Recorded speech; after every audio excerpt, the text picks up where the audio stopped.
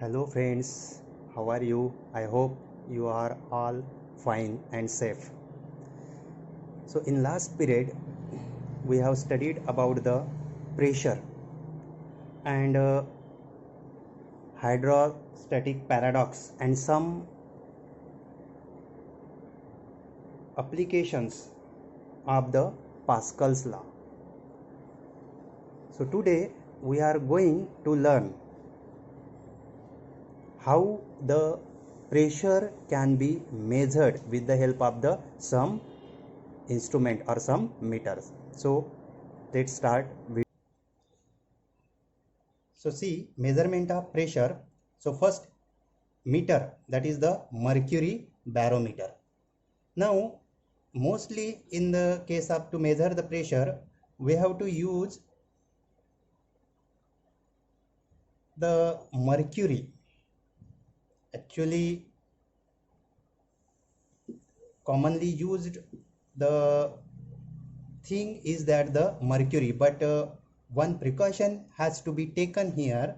The use of mercury is not advised in the laboratory because its vapors are hazardous for the life and the environment.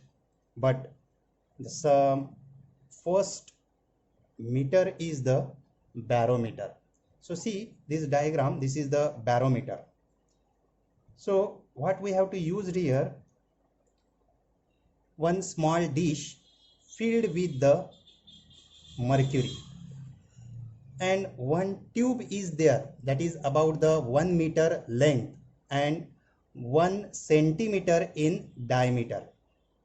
So that tube is used here, which is filled by the mercury up to its rim, but that tube is the upside down. So you can see in the diagram.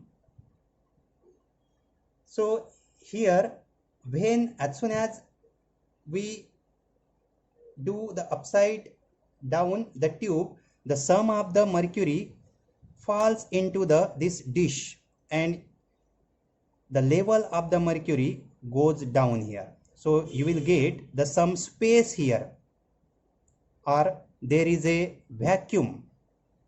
So that vacuum is called the Torricelli's vacuum. So this mercury barometer is first made by the scientist Torricelli. So that was the Italian scientist. Now the pressure at the upper end, now here there is no any air or atmosphere. So at the upper end of the mercury column inside the tube, so that pressure is taken as the 0. Means if we consider, see here points, this is the point A, this is the point B, this is the point C. Okay, so at point A there is a vacuum, means the pressure at point A is taken as a 0. Now let us consider the another point C, that is the on the surface of the mercury in the dish. So that point C is in contact with the atmosphere, means there exists a atmospheric pressure. And we take another point B here. So that is on the same level to the point C. So the pressure at C is equal to the atmospheric pressure, that can be written as the P0, suppose atmospheric pressure, because that surface is open to the atmosphere. So as point B and C are at the same horizontal level, then the pressure at B is equal to the atmospheric pressure, that is the P0. Means we can write this P0 equals to PB. Now the point B is at the depth H in the tube from the point A. So the pressure at point B can be written as the PA plus H rho G.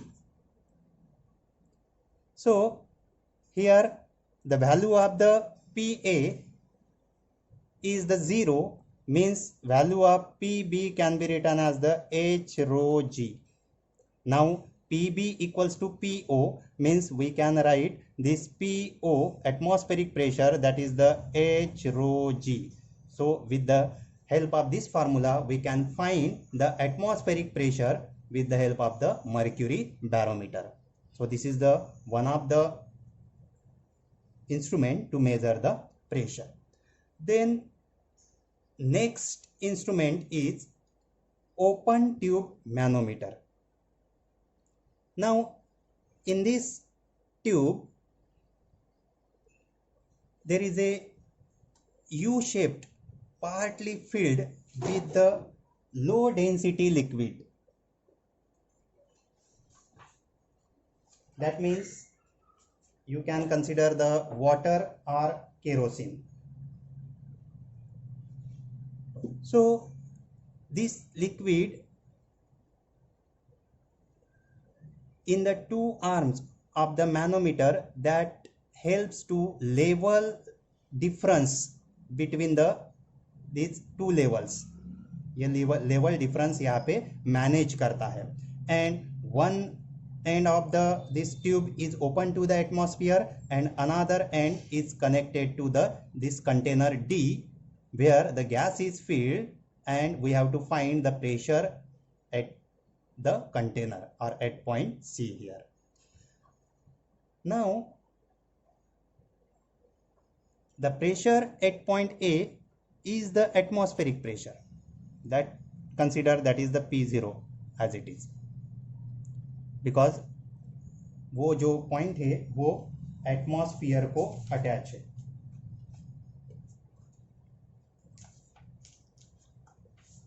Then अभी point सी पे जो pressure हम लोग को find करना है, that is because of the pressure due to this container.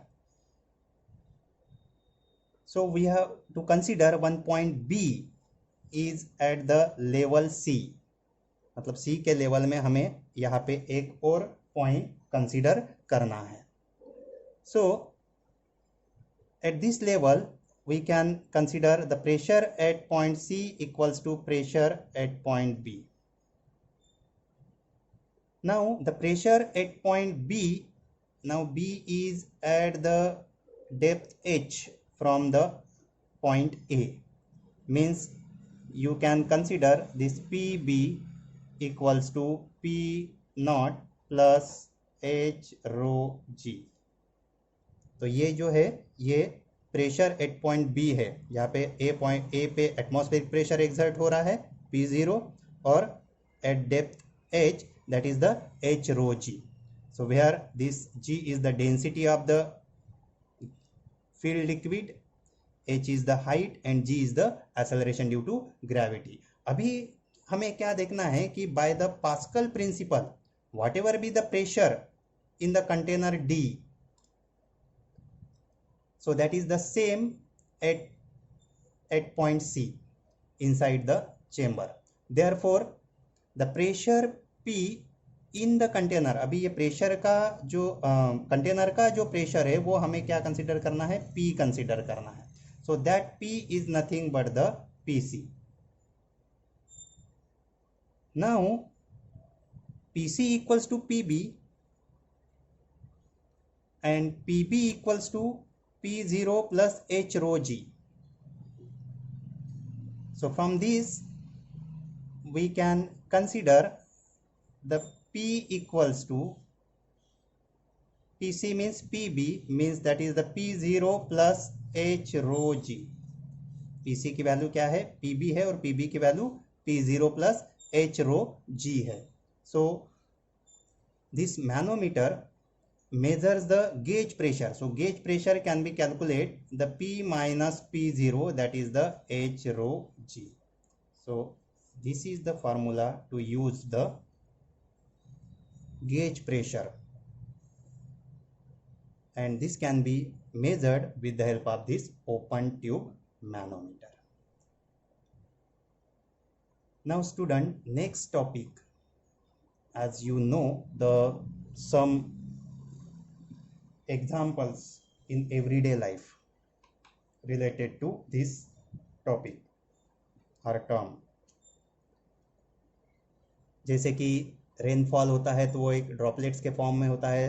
तुम लोग बबल सॉल्यूशन लेते हो, मतलब सोप सॉल्यूशन लेते हो तो वहाँ पे बबल फॉर्म होते हैं, या फिर कोई स्पाइडर पानी के सरफेस पे ऐसे चलते तुम्हें दिखाई देता है। So all these things due to this surface tension. इसलिए इस सरफेस टेंशन को स्टडी करने से पहले हमें एक थ्योरी देखनी है जिसे कहा जाता है molecular theory of the surface tension. तो ये जो मॉलिक्यूलर थ्योरी है, ये मॉलिक्यूलर थ्योरी समझने के लिए हमें कुछ टर्म्स यहाँ पे समझने पड़ेंगे। तो पहली टर्म है यहाँ पे इंटरमॉलिक्यूलर फोर्स। Intermolecular force. अब ये इंटरमॉलिक्यूलर फोर्स क्या होता है? जैसे कोई वाटर ले रहे हैं हम लोग, तो वाटर में जो मॉलिक्यूल होते हैं उन दो मॉलिक्यूल के बीच में कोई फोर्स एक्सर्ट होना, या फिर वाटर किसी ग्लास में फिल करके रखा है तो ग्लास का मॉलिक्यूल और वाटर मॉलिक्यूल के बीच में फोर्स एक्सर्ट होना, इसको कहते हैं intermolecular force. Means any two molecules attract each other with this force. So force between the molecules, that is called the intermolecular force. कोई दो मॉलिक्यूल के बीच का जो फोर्स होता है उसे इंटरमॉलिक्यूलर फोर्स कहा जाता है। अब ये जो मॉलिक्यूलर फोर्स होते हैं वो दो टाइप के होते हैं। उसमें भी पहला है कोहेजिव फोर्स। Cohesive force. अब ये कोहेजिव फोर्स का क्या मतलब होता है? कोहेजिव फोर्स का मतलब वो होता है सेम सब्सटेंस के दो मॉलिक्यूल के बीच में जो फोर्स एक्सर्ट होता है वो होता है कोहेजिव फोर्स, या उसी को फोर्स ऑफ कोहेजन भी कहते हैं। फोर्स ऑफ कोहेजन मतलब जैसे कि वाटर ले रहे, वाटर के दो मॉलिक्यूल के बीच का फोर्स कोहेजिव फोर्स। ग्लास ले रहे, ग्लास के ही दो मॉलिक्यूल के बीच का फोर्स जो रहता है वो कोहेजिव फोर्स। सेकंड फोर्स है एडेजिव फोर्स।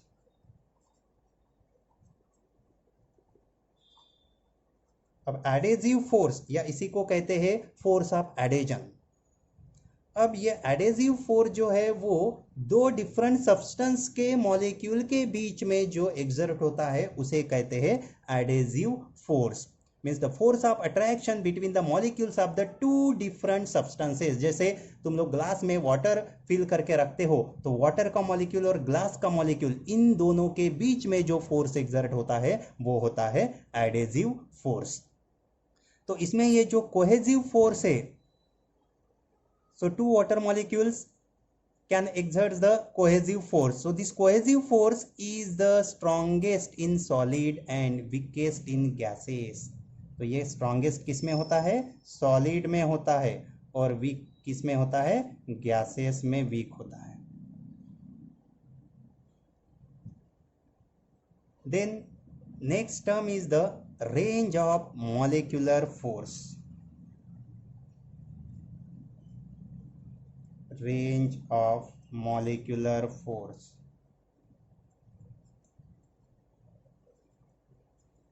अब ये जो फोर्स है इंटरमॉलिक्यूलर फोर्स, कोहेजिव रहे या एडेजिव रहे, तो ये कहाँ तक एक्सर्ट हो सकता है उसको कहते हैं range of the molecular force. मतलब एक मॉलिक्यूल दूसरे मॉलिक्यूल पे फोर्स एक्सर्ट कर रहा है तो एक मॉलिक्यूल जो होता है वो जिस डिस्टेंस तक वो अपना फोर्स एक्सर्ट कर सकता है दूसरे मॉलिक्यूल पे उसे कहा जाता है range of molecular force. So this range is about the 10 to the power -9 meter in the solid and liquid. Then next term is the sphere of influence. Sphere of influence. अब ये sphere of influence का मतलब क्या है? जैसे कि ये देख रहे हैं यहाँ पे हम लोग एक मॉलिक्यूल अगर कंसिडर करते हैं, ये सेंटर को, ये मॉलिक्यूल सभी डायरेक्शन में फोर्स एक्सर्ट कर रहा है। तो रेंज एज ए रेडियस लेके, जैसे कि यहाँ से यहाँ तक उसकी रेंज है, मतलब ये क्या है, ये एक इमेजिनरी अगर हम लोग स्पीयर कंसिडर करते हैं, इमेजिनरी स्पीयर अगर कंसिडर करते हैं और ये जो range as a radius consider करते हैं, तो ये यहाँ पे जो स्पीयर ड्रॉ किया गया है उसे कहा जाता है sphere of influence. Means an imaginary sphere with a molecule as its center and the radius equal to the molecular range, that is called the sphere of influence. Then next term है surface film.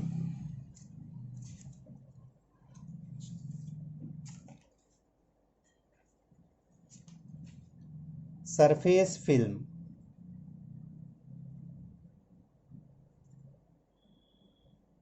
अब कोई भी liquid surface पे जो layers रहते हैं, जैसे कि यहाँ पे लेयर दी गई है एक्स वाई और ये x dash y dash.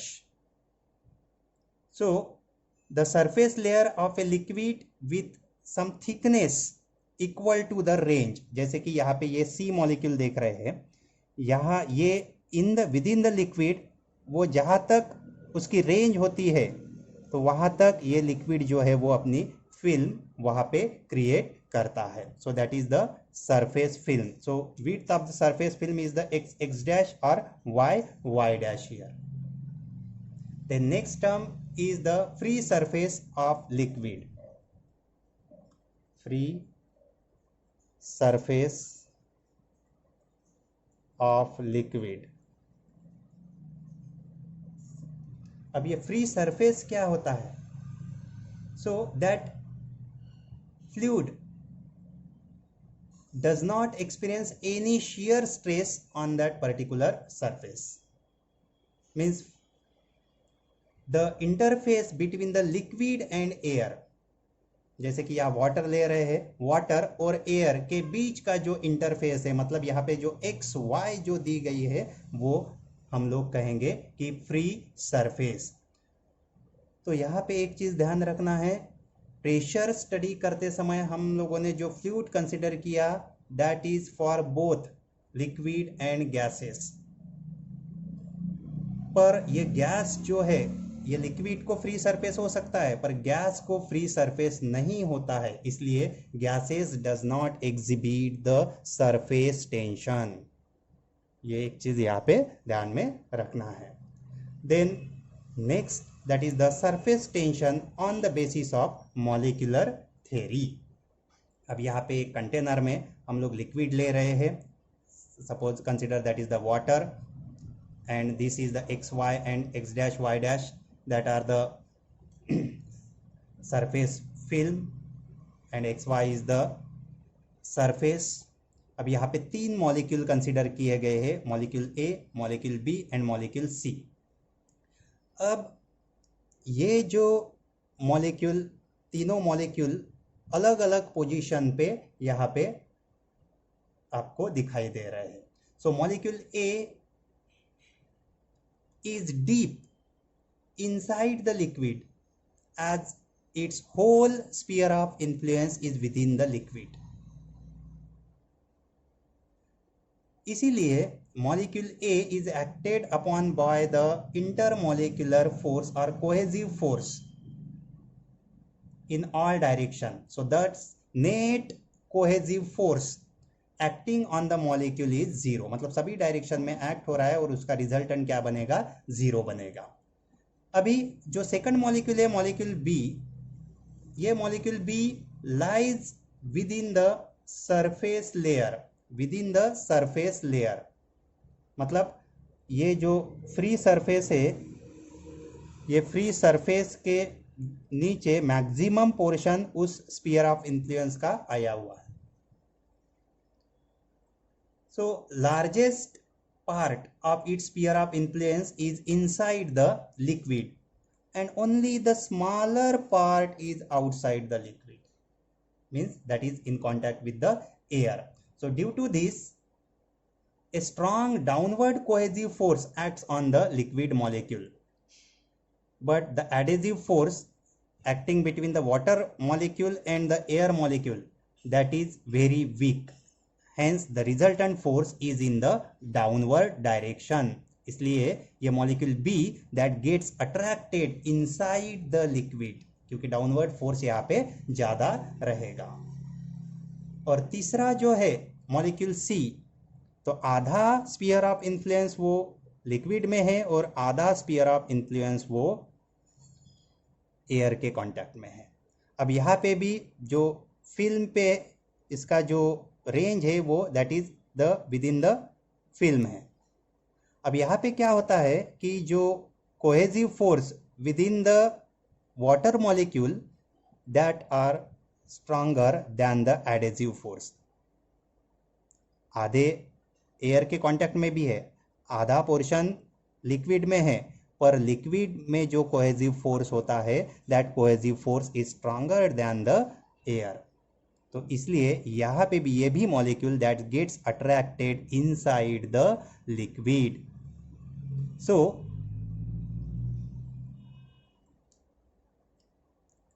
The density यहाँ पे ये किस वजह से होता है कि डेंसिटी जो है वो density of the air is also the less than the that of the liquid. Now the adhesive force trying to pull the molecule above the liquid surface that is much weaker than the cohesive force that tries to pull the molecule inside the liquid. मतलब ये जो liquid में जो cohesive force होता है उससे ज़्यादा ये उससे कम ये एडेसिव फोर्स होता है. इसलिए that molecule C also gets attracted inside the liquid. तो इसलिए ये जो सभी मॉलिक्यूल जो होते हैं in the surface film are acted upon by the unbalanced cohesive force directed into the liquid. मतलब जो सरफेस फिल्म पे होते हैं जो मॉलिक्यूल वो उसका नेट जो अनबैलेंस्ड कोहेसिव फोर्स होता है that is directed into the liquid. इसलिए ये जो फिल्म है that is pulled inside the liquid means this film minimises the total number of molecules in the surface film. मतलब ये क्या होता है, इसके वजह से ये सरफेस फिल्म में जो टोटल नंबर ऑफ मॉलिक्यूल जो है वो कम हो जाते हैं. इसलिए that surface films remains under tension and the surface film of this liquid behaves like a stretched membrane or stretched elastic membrane. So this tension on this surface film is known as the surface tension. तो इसको कैसे define करोगे? The force due to the surface tension. The force due to this surface tension acts. तो ये force कैसे act होता है? Acts tangential to the free surface of a liquid. मतलब जो फ्री सरफेस होता है लिक्विड का उसको ये फोर्स जो है वो टेंजेंशियल डायरेक्शन में एक्ट होता है. जैसे कि ये सरफेस अगर लेते हैं तो जो फोर्स एग्जर्ट होने वाला है, मेम्ब्रेन स्ट्रेच हो रहा है, वो डाउनवर्ड डायरेक्शन में पुल कर रहा है, तो ये फोर्स जो है ऐसे टेंजेंशियल डायरेक्शन में वहाँ पे होता है. अब यहाँ पे दो चीज़ें डिफाइन करनी है हमें. पहली है सरफेस टेंशन और दूसरा है surface energy.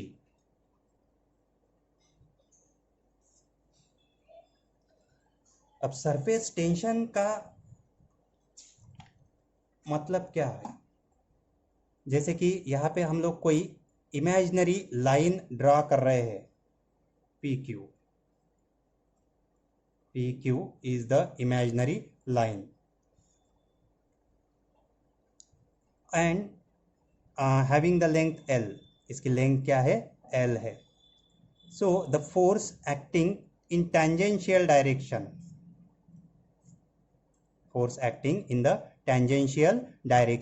means all the molecules on the imaginary line, that line experience equal and opposite forces tangential to the surface. तो इसलिए there are they are tearing the surface apart due to the cohesive forces of the molecule. तो ये cohesive force की वजह से क्या होता है, वो जो सरफेस जो है वो क्या होता है, टीयर होता है, मतलब दो पार्ट में वहां पे डिवाइड होता है, that is lying on the either side. तो इसलिए द फोर्स पर यूनिट लेंथ, फोर्स पर यूनिट लेंथ मतलब L, length of the surface is the L. So force per unit length in the surface, that is called the surface tension. So simple way we can say that the force per unit length is the surface tension. So surface tension is defined as the tangential force. Force कैसा चाहिए, अब थोड़ा सा हम लोग modified definition लिखते हैं. Force कैसा चाहिए, tangential force acting per unit length on both sides of the imaginary line drawn on the free surface of the liquid. तो अब ये फार्मूला रहेगा T equals to F by L. F का unit है newton, L का unit है metre. तो newton पर metre is the SI unit of the surface tension. And if you know the dimension of the force and dimension of the L, so dimension of the force is the what, L1 M1 T minus 2, and dimension of the length is the L1. So this is the dimension of the surface tension. L1 gets cancelled, means you can write L0 M1 T minus 2 is the dimension of the surface tension. Then next term is the surface energy. Surface energy. अब ये surface energy का मतलब क्या है. अब यहाँ पे ये चीज़ मालूम हो गई कि तुम्हें जो भी फ्री सरफेस होता है उसको टेंजेंशियल डायरेक्शन में फोर्स एक्सर्ट होता है वहाँ पे, that is the, and that membrane gets stretched और that move in the downward direction. All molecules moves in a downward direction and there is a elastic membrane is formed. Now जैसे कि इस यहाँ पे ये जो तीनों मॉलिक्यूल हम लोग कंसिडर कर रहे हैं, तो molecules B and C that in the surface film of the liquid, thus work has to be done to bring any molecule from inside the liquid into the surface film. जैसे कि A B C ले रहे हैं हम लोग, तो यहाँ से कोई भी मॉलिक्यूल हम लोगों को किसी सरफेस फिल्म में लाना है तो उसके वजह से कुछ ना कुछ यहाँ पे वर्क होगा. मतलब the surface molecules possess extra potential energy. मतलब यहाँ से कोई मॉलिक्यूल यहाँ लेके जाना है, मीन्स उसके द्वारा क्या होगा, वर्क होगा, और यहाँ पे एक एक्स्ट्रा पोटेंशियल एनर्जी वहाँ पे क्रिएट होगी. So that possesses extra potential energy as compare to the molecules inside the liquid. तो ये जो एक्स्ट्रा एनर्जी होती है of the molecule in the surface layer, that is called the surface energy of the liquid.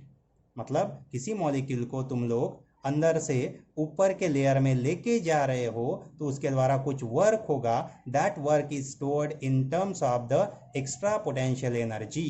So that energy is known as the surface energy. Now किसी system में that attain a state of minimum potential energy, the liquid tries to reduce the area of its surface film. और अगर यहाँ पे दो चीज़ें ध्यान में रखना है कि एरिया रिड्यूस हो रहा है या सरफेस एरिया इंक्रीज हो रहा है. अगर सरफेस एरिया इंक्रीज हो रहा है तो वहाँ पे एनर्जी स्पेंड होती है.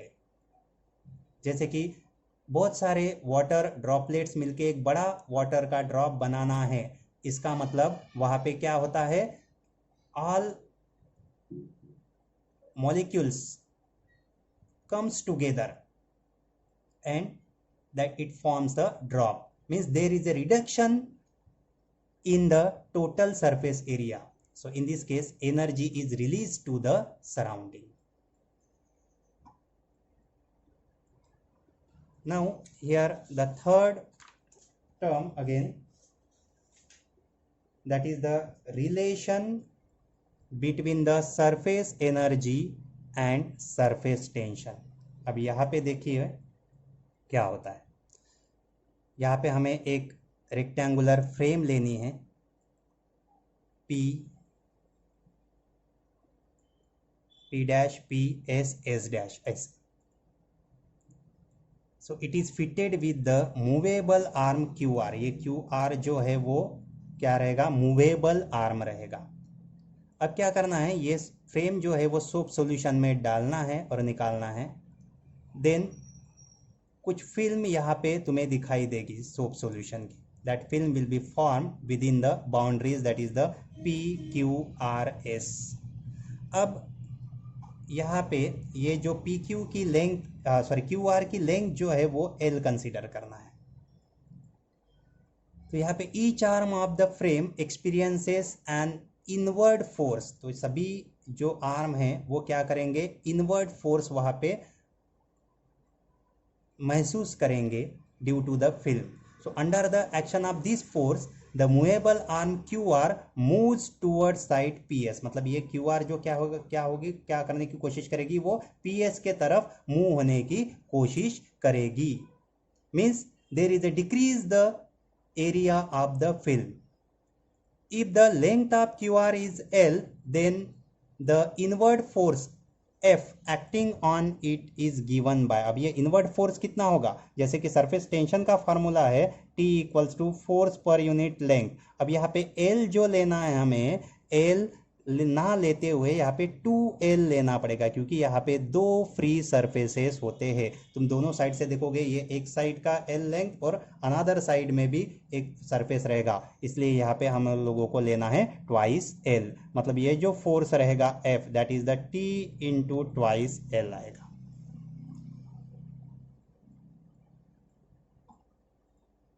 नाउ